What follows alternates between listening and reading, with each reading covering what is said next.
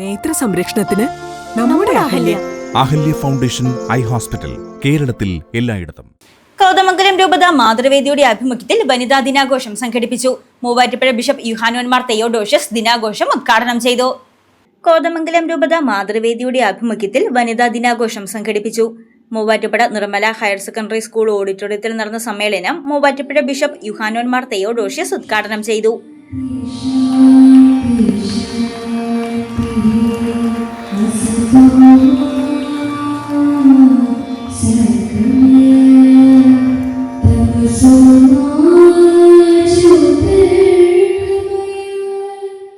സഹനത്തിന്റെയും സമർപ്പണത്തിന്റെയും സ്നേഹത്തിന്റെയും മൂർത്തിയ ഭാവമാണ് സ്ത്രീയെന്ന് ബിഷപ്പ് പറഞ്ഞു.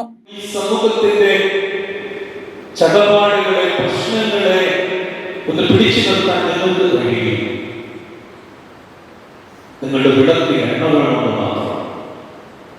ജാഗരൂകരായ സുവിശേഷത്തിലെ കന്യകമാരെ പോലെ ഉണർവുള്ള വിളക്ക് തെളിച്ചു നിൽക്കുന്ന മണവാട്ടികളാകുന്ന നിങ്ങൾ. അതാണ് നിങ്ങളുടെ ദൗത്യം. പുളിമാവ് എന്നൊക്കെ പറയുന്നു, ഉദാഹരണം കർത്താവ് പറയുന്നു. ഒരു പക്ഷേ ഞാൻ ചിന്തിക്കുന്നു അത് സ്ത്രീകളെ കുറിച്ചായിരിക്കും. കാരണം അവരാണ് ഇത് കൂടുതൽ കൈകാര്യം ചെയ്യുന്നത്.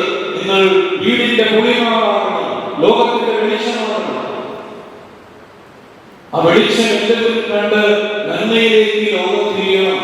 പക്ഷെ ഇത്രമാത്രം പ്രാർത്ഥിക്കുന്ന ഒരു സമൂഹം, പുരുഷന്മാരെക്കാൾ ഈ ലോകത്ത് പ്രാർത്ഥിക്കുന്ന ഒരു സമൂഹം സ്ത്രീകളാണ്. ഞങ്ങളെ കാലം ചെയ്ത സ്ത്രീകളെ പറയുമായിരുന്നു, ഒരു കാര്യം സാധിക്കണമെങ്കിൽ അമ്മമാരോടോ സ്ത്രീകളോടോ പറഞ്ഞാൽ മതി, അവർ പ്രാർത്ഥിച്ചു തരും. സ്ത്രീ വിളക്കായിരിക്കണം, അന്ത്യത്തിരി കത്താതെ അതിൽ സ്നേഹത്തിന്റെ എണ്ണയുണ്ടാകണം, വിശ്വാസത്തിന്റെ എണ്ണയുണ്ടാകണം, തിരിയുണ്ടാകണം. അവർ വെളിച്ചം.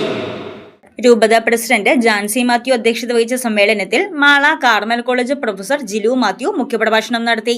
Director father doctor Antony Puthenkulam, animator sister Annies Theres, രൂപത വൈസ് പ്രസിഡന്റ് സെലിൻ ലൂയിസ്, ജൂഡി ഡാലു എന്നിവർ പ്രസംഗിച്ചു. സിജി മാത്യു, മിനി ജോസ്, സിൽജ ജോളി, പ്രീത ജോണിച്ചൻ എന്നിവർ വനിതാ ദിനത്തിന് നേതൃത്വം നൽകി. കോതമംഗലം രൂപതയിലെ വിവിധ ഇടവകകളിൽ നിന്നായി 600ഓളം പേർ ചടങ്ങിൽ പങ്കെടുത്തു. സമ്മേളനാനന്തരം മാതാക്കളുടെ വിവിധ കലാപരിപാടികൾ അരങ്ങേറി.